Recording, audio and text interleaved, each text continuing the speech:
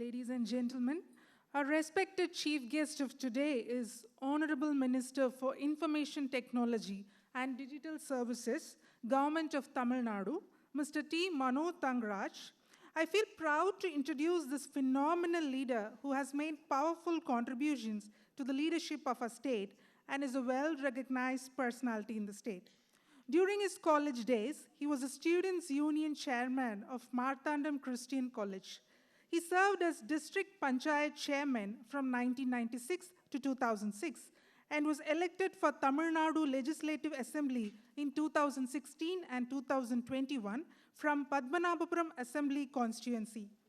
He is keen on setting up Tamil Nadu, the technology hub, by the end of 2022 to promote emerging technologies such as artificial intelligence, machine learning, and blockchain.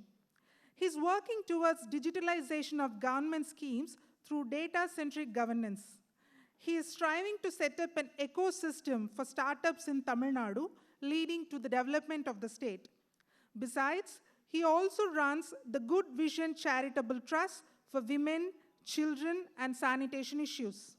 It's a great privilege to invite our Honorable Minister, Mr. T. Mano Thangaraj, to deliver the Chief Guest Address.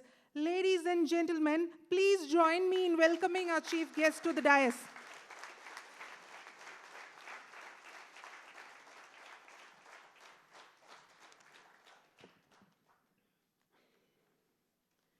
Good morning to you, everyone.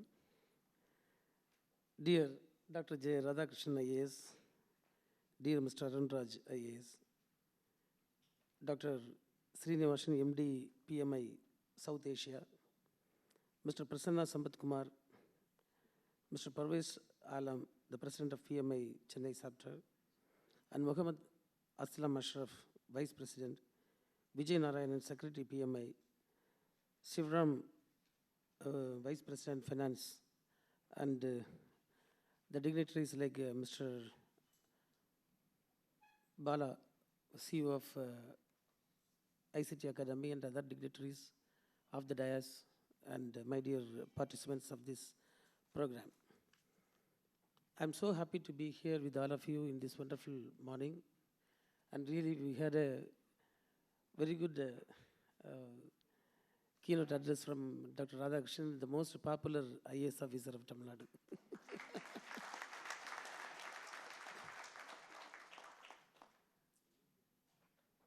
And there are a lot of interpretations about leadership. What is leadership? And we get a lot of books. Now, whenever I used to go to a bookshop, most of the things we find are books on leadership. Leadership, emotional intelligence, and those kind of things. How to have better relationships, you have to make your friends, and so many kind of things we are getting in the market now. But previously, these kind of books were available or not, I don't know. When I was a student, I never got an opportunity to get these kind of books. But of course, we get a lot of things through reading the biography of great leaders. So by that time, normally people who enter into politics, the advice we get from our seniors is to read books of great leaders. In those kind of books, I can see a difference. We read the life of them, the troubles they underwent, the challenges they met, and the way they mobilized people, and the cause which they took. All these things will give a background of what leadership is all about. Now we are getting books that directly talks and teaches about leadership. So Dr. Radhakrishnan was telling about certain things, the theoretical leadership and to be a practical leader. To be a practical leader is really a very challenging thing. I used to differentiate ourselves with the bureaucrats, IAS officers. They learn a lot of things, they come out with the leadership skills, and they start managing things. But we are not like that. The thing that is lacking, I find in them, they will not put them into risk. I'm sorry to tell this. Sometimes, maybe, many officers put them into risk also. But political leadership is always risk-taking. Always we need to take a risk. I started my career as a student activist. The simple thing I used to do, I used to react for everything. I used to question everything. If I am traveling in a bus, if the driver is not driving the bus properly, I'll go and ask, why this fellow, why you are doing like this? There are so many passengers traveling, don't you know this thing? And I'll get into trouble in many occasions. When we are in school, they will get a student suspended. So we all will go to the principal. Why this thing is happening, sir? In our native place, we'll go to the village office to get a person small scheme from the government. We'll write the petition kind of thing. That is the first thing we do. So all these kind of things, it gives lot of experiences to us. Actually, a leader should be capable of doing two things. One is to bring in transformation. He has to transform something. There is a vast difference between a manager and a leader. A manager manages things, but a leader makes changes.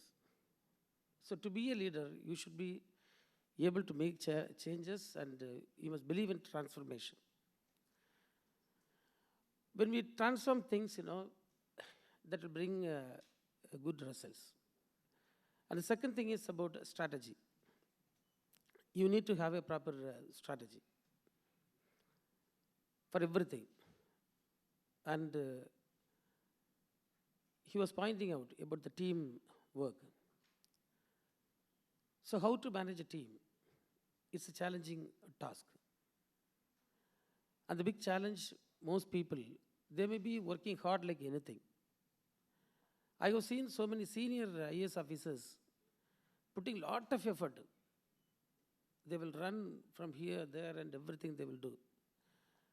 But the system below them sometimes may not be as good as he is. Or he might have failed to make them run. So the team will not have the same spirit or the same kind of commitment or same contribution as the leader does. And ultimately the leader fails. Because, so I used to tell in meetings, there is like, if I have a bundle of stick with me, what I will do with that? I can't do anything.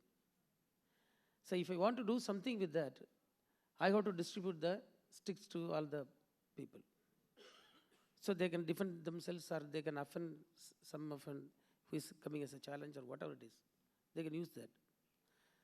So in many organizations and many leaders, we could see that they will hold all the things with them. And the distribution of work or giving the things sticks to so many people and get a collective result may not be there. That should be a part that the leaders should see. And as he rightly pointed out, there are so many kinds of leadership.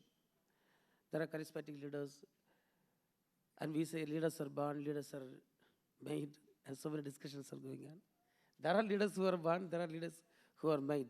We cannot say this is the right thing and this is the right thing. But many kinds of leaderships are there. And I believe in servant leadership. One who serves more shall be the leader of the team. It's a biblical term. And really it works well. The leader should be the role model. If the leader is working now, the person under us, they will not question us.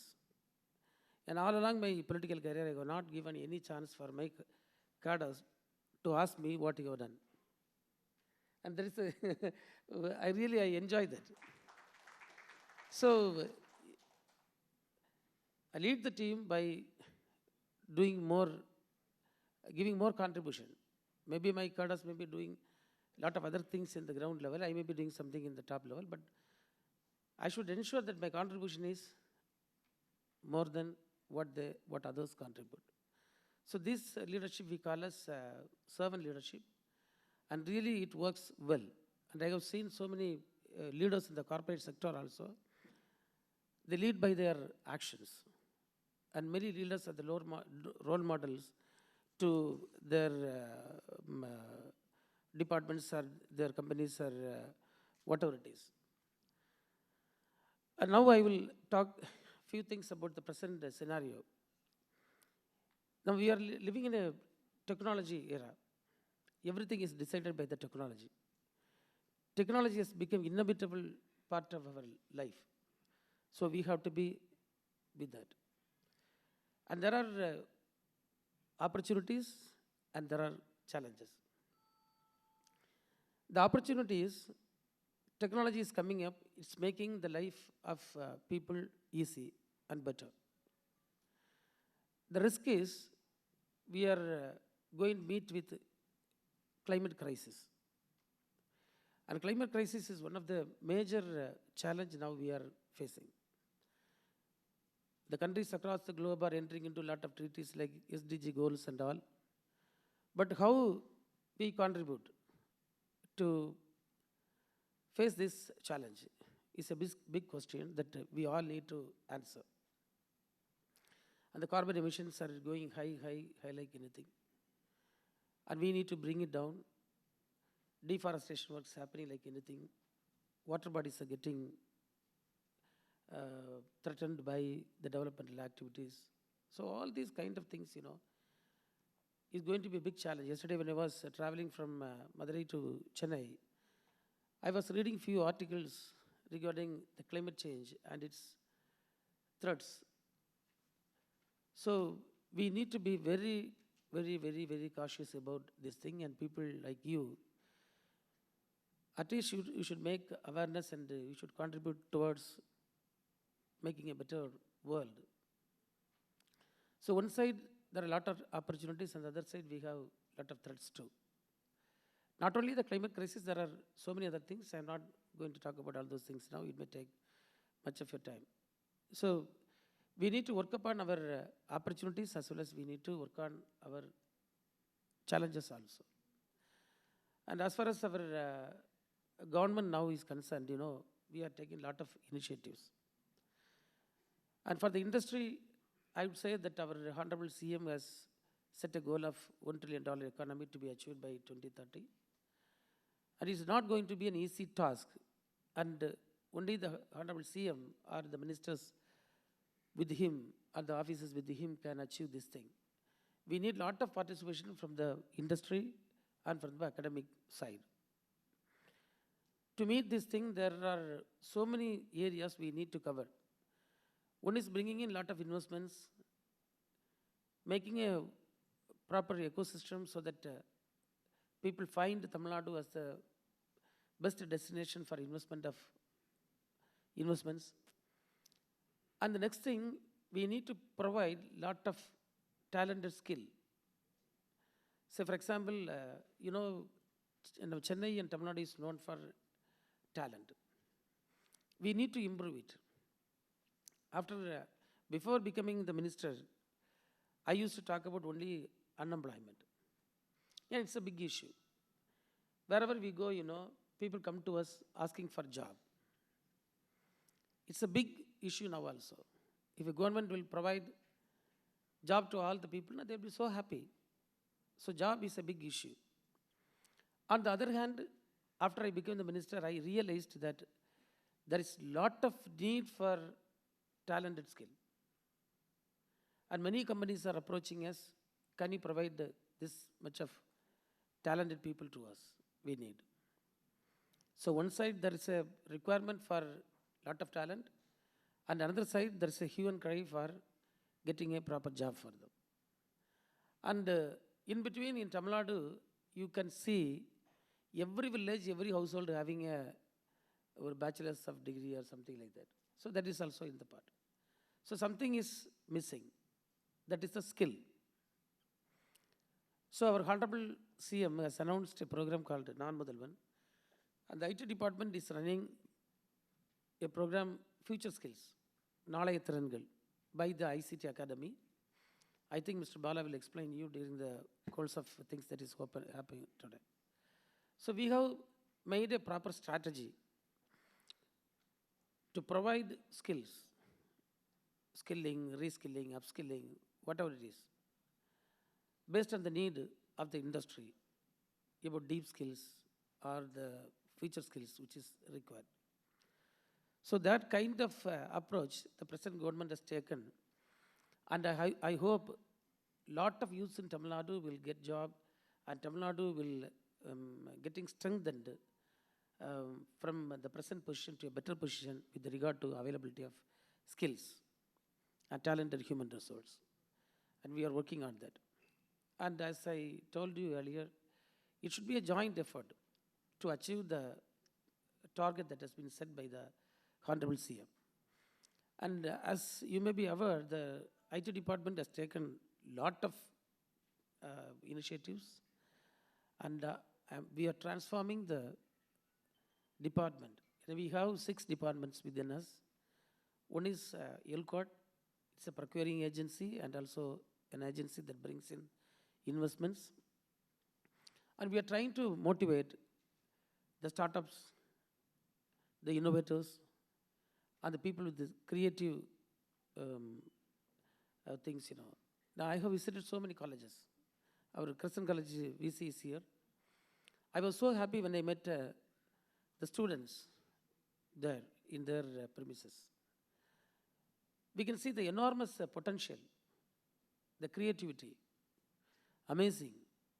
So how we are going to channelize this thing? That's a big question before us. So through LCAD, we are doing certain things, and now we are going to establish an IT&T hub in the near future. Funds have been allotted, works have been started, and we are going to establish in the Anna University campus. That is going to happen soon. And I think that it will provide a good platform for the innovators as well as the startups and people with the creative mindset. They can get a lot of help from that. And we are thinking of exchange programs with countries across the border, and we are trying to bring in a lot of technologies from other countries and trying to take our technology and inventions that has been happened through by our students to other countries also. With that approach, we are going to establish the IT&T hub. And you may be knowing about the TNEGA, where we have that is the e-survey centers. Previously centers were there, but I don't think there was survey. But now real things are happening. More than 200 schemes we are giving on through our e-survey portals as well as citizens portal. And this year we are going to increase it to 300. Because really I'm very much committed. I don't want any more citizen to go and beg behind officials to get simple things done. Say for example, getting a community certificate, getting a income certificate, or for small things you have to go, you have to run from pillar to post. One senior IAS officer, he is now retired. He was holding very high post in Delhi. I met him one day. He told me, Mano Thangaraj, can you please stop this menace? We should not go to any office. I went to an office to get an approval for my proposed building. And with a lot of trouble, I stopped the project. I said, no, I don't want to construct anything. So these kind of things should not happen. So we have to make the people's life easy. And when I became the minister, I was so much worried about the things that were happening. In the government office, if you go, the computers are mere a replacement of typewriters. What's the meaning of this? We could have continued with the typewriter. It is even better. So just typewriters. So this is now getting changed. Lot of transformation is happening. We are introducing the EU office, and in the secretariat I have told all of you in my previous occasions also, we have trained more than 3,650 people in the secretariat, and all the departments are almost digitalized. And now we are taking up to the district level at the collectorates, and down the ladder also we will go, and we are trying to do that. And the third important thing is data purity. So for example, when I am in my native place, I used to conduct one grievance addressal, that is Tirvu Talam. In English we can say that is our solution platform. I go to places, I take officers with me, lot of people will come with their grievances. You see, very small things have not been addressed. A lady, a widow may be living in a hut. She may be having a ration card. She may not have a ration card that provides her rice. She may have a ration card that is not giving her rice. It should be for the rich people. In the other side, you can see rich people having that ration card. OAP, everywhere it is problematic. So lot of technologies has come for data analytics and so many things we are talking about, but nothing at the user end. Now, for your information, through data purity, we have done with few departments, we have saved the government with nearly 14,000 crore. So it is such a good thing that has been done from the part of IT department. Now I am requesting this Honorable CM to tell all the departments that they should go with the principle of data-centric governance. That is a justice that we are going to do to the people. And you may be knowing about the internet problems, people sitting in the trees or in the getting into the mountains and for getting a net connection in the rural areas.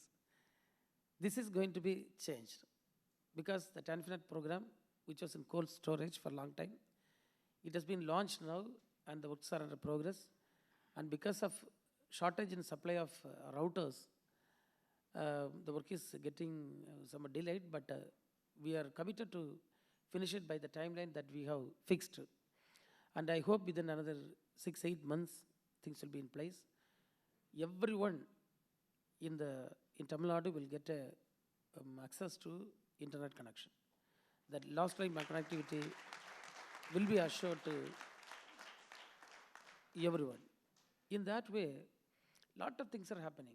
Now with other department, the TVA, in Tamil Virtual Academy, we are giving lot of Tamil courses with the Tamil diaspora across the globe. And we are bringing in new syllabus that talks about the traditions of Tamil. And I was so happy when I saw, our gentleman, he was talking about Tirukural. Tirukural provides everything.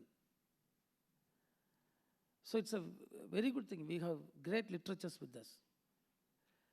And our Indian society is, very typical. Lot of contradiction. Muranpadugaloda vaala. We have lot of caste, lot of language, lot of things. Everyone talking, this is the best. And of course, the religion, the most of the Indians practice, the Hindu religion, it accommodates lot of contradictions.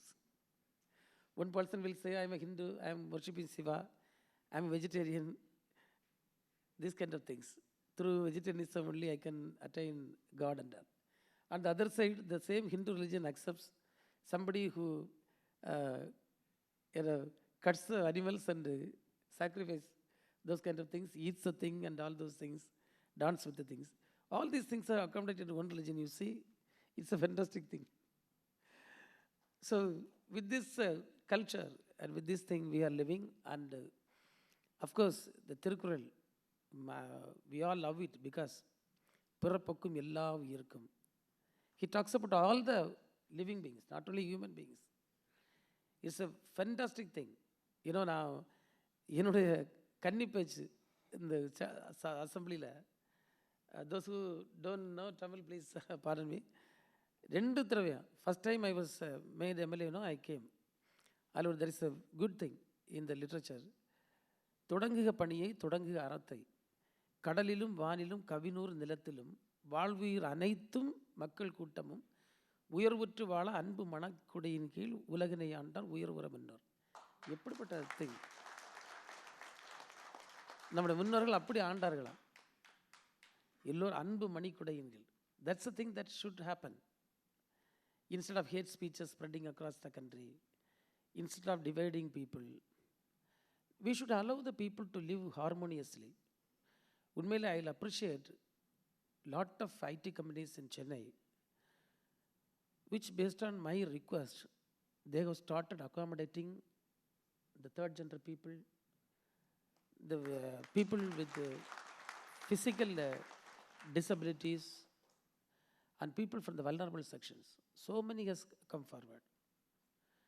I can tell the Nielsen IQ company, they are doing wonders. They are asking me, Whenever you come across with such a person, please send to me.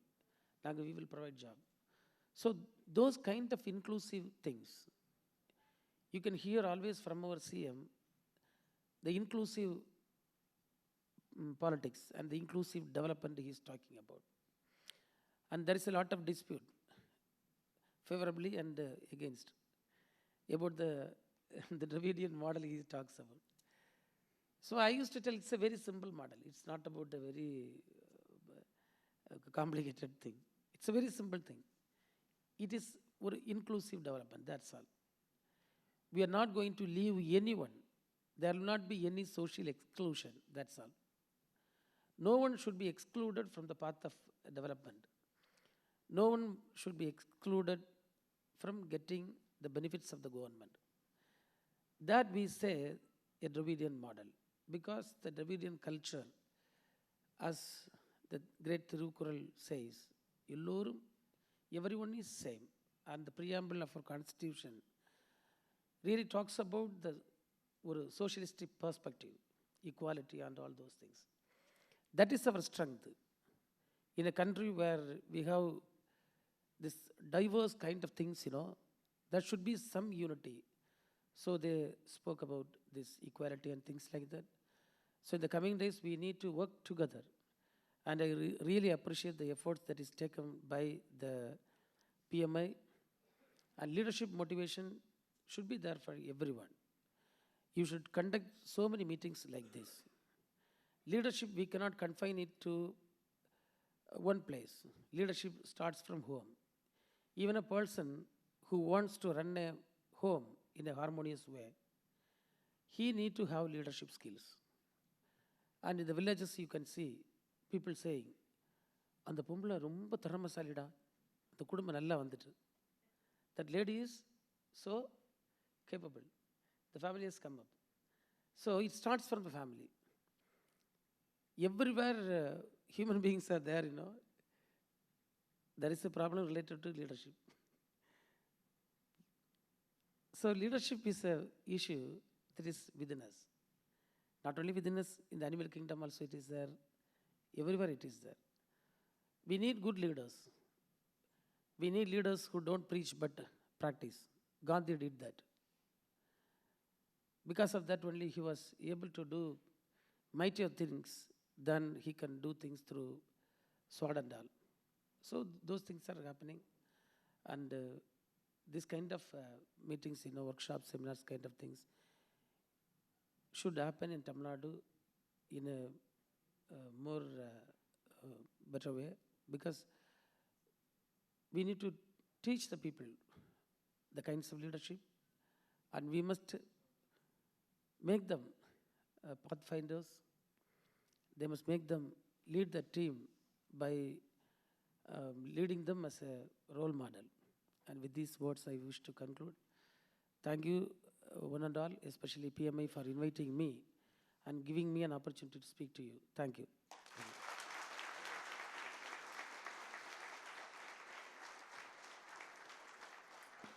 Thank you, sir, for the valuable words about leadership and your emphasis on servant leadership.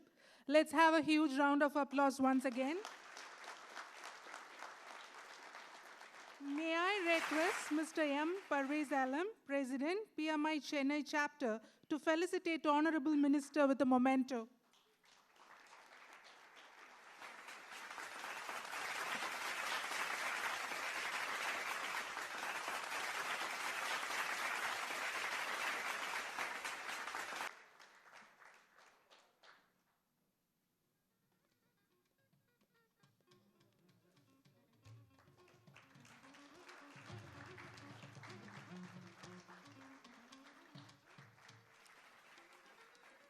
As part of PMI Chennai's 20th anniversary celebrations, may I now request the Honorable Minister, Mr. T. Mano Thangaraj, to launch the first ever PMI Chennai chapter's newsletter, PMI Tamilagam.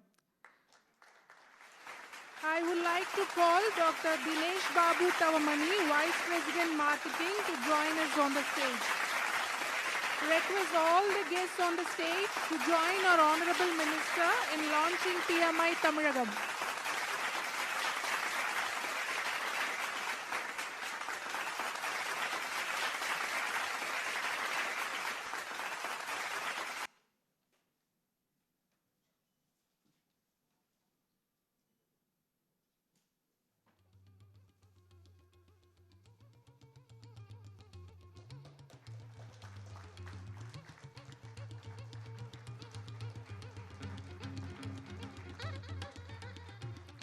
Congratulations, and it's a proud moment for PMI Chennai.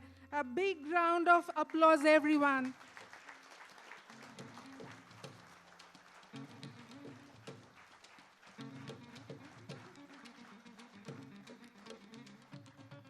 Thank you, everyone. Now I request all to be seated, please.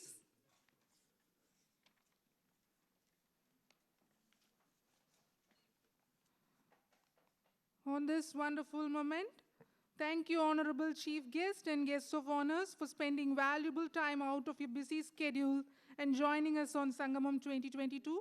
Thank you all for being part of this grand inauguration ceremony. Thank you once again. Thank you, sir. With this, we will wind up our inauguration ceremony. And so, as again, sir, Minister, sir, Honorable, sir, we would like to invite you as our advisory chairman for our PMI South Asia conference. we will formally come and request you. As you know, sir, project management, recently the Ministry of Statistics Implementation said 44 lakh crore of Indian rupees has been wasted in cost overrun and time overrun in government projects. So I think project management plays a major role in whatever the government projects which you and maybe Radhakrishnan sir and Aruna sir we talked about. I think we can be a great contributor, not only increasing the GDP and also reducing the loss to their economy. With these few words, I thank you so much, sir. Despite your schedule, you came here and please give a standing ovation to our Honorable Minister and